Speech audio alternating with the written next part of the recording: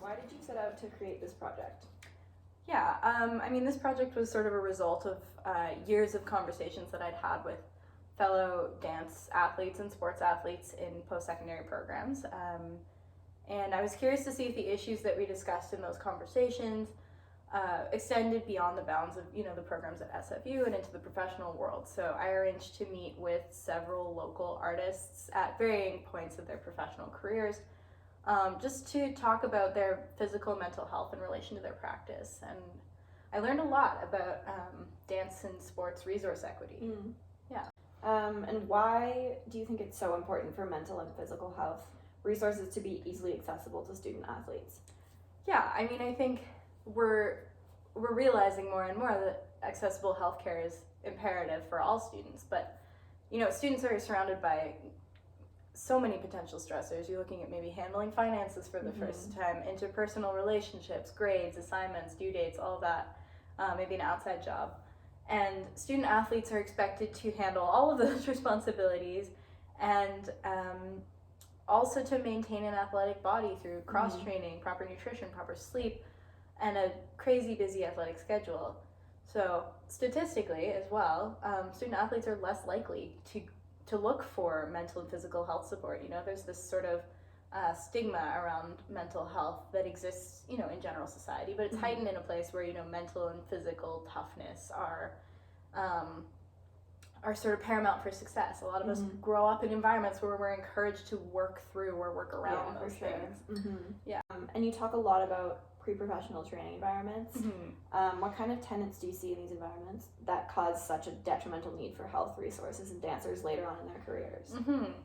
A lot of the artists that I talked to attended after-school programs that were very healthy environments. So you're looking at like 20 hours of training a week, just a regular public school education from the age of about 13. But you see, even in healthy environments, you see issues crop up. There's performance anxiety, there's body image.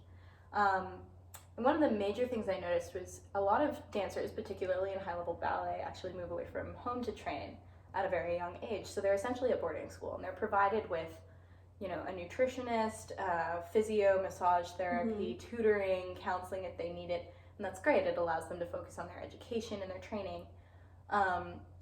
But those resources kind of disappear at the post-secondary level, which is honestly a little bit shocking when you see these are high school age kids that clearly have a need for those resources. Why do they suddenly go away when those students transition into young adulthood? What kind of injuries do dancers sustain that would need sports physiotherapy or a massage in the same way that other athletes would? And why is this so important to offer it to dancers? If you've never watched a contemporary dance performance or even a ballet, I think there is this very common misconception that it's not as physical and it's not as intensive, but as dancers, we know that that's just not true. To put it into context though, if you want to just crunch numbers, you're looking at 45 to 47% of NFL players, so football players, professional football players, that will suffer a lower body injury in their career.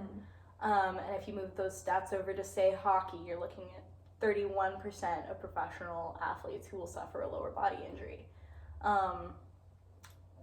In dancers, it's 57% of professional athletes will suffer a lower body injury over their career.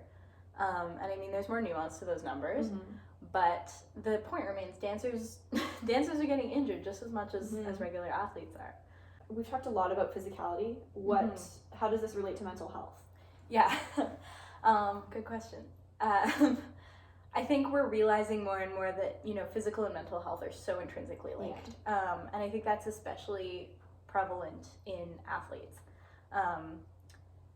One of the studies I read discussed that, 22% of students who cited a physical injury as their most prominent health concern were surveyed 3 weeks later and cited a mental health issue as their most prominent health concern after that.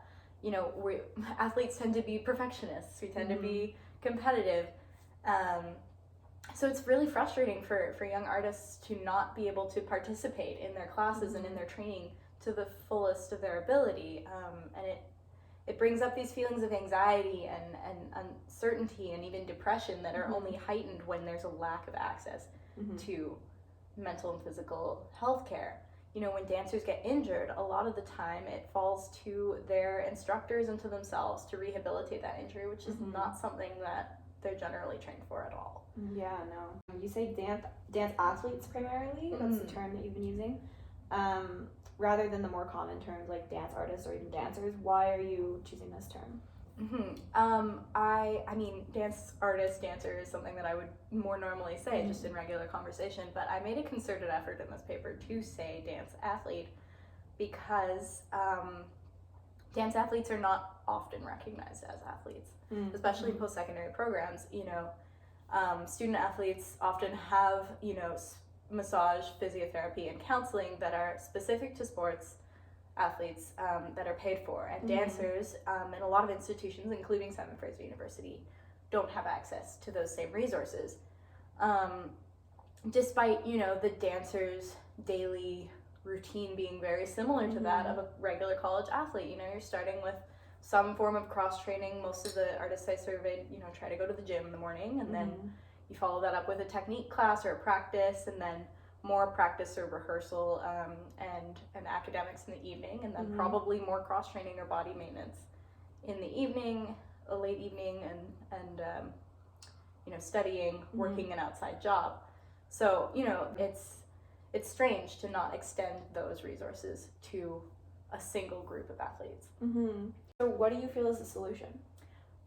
Yeah, I mean, the problem seems complex, but I think the solution is very simple. It's just accessibility. So that's, convenience and affordability. As I mentioned, athletes are statistically less likely to seek out resources that are needed for health issues. But for dancers that aren't included as athletes in their school's programs, you're looking at paying out of pocket, rehabilitating things by yourself, maybe abandoning mental health altogether. So I think accessibility is key at this level. And I mean, it doesn't all fall to post-secondary programs. I'm a dance teacher myself, so it's up to me to take responsibility and make sure that my students know that they have autonomy for, their own mental and physical health, and to help raise a generation of dancers that will, not be afraid to take time off to rehabilitate injury, who will not be afraid to seek out mental health support. And I think, the ultimate goal is just to make sure that we are creating a generation of athletes that is healthier and happier and stays that way for longer. Cool, thank you. Thank you so much.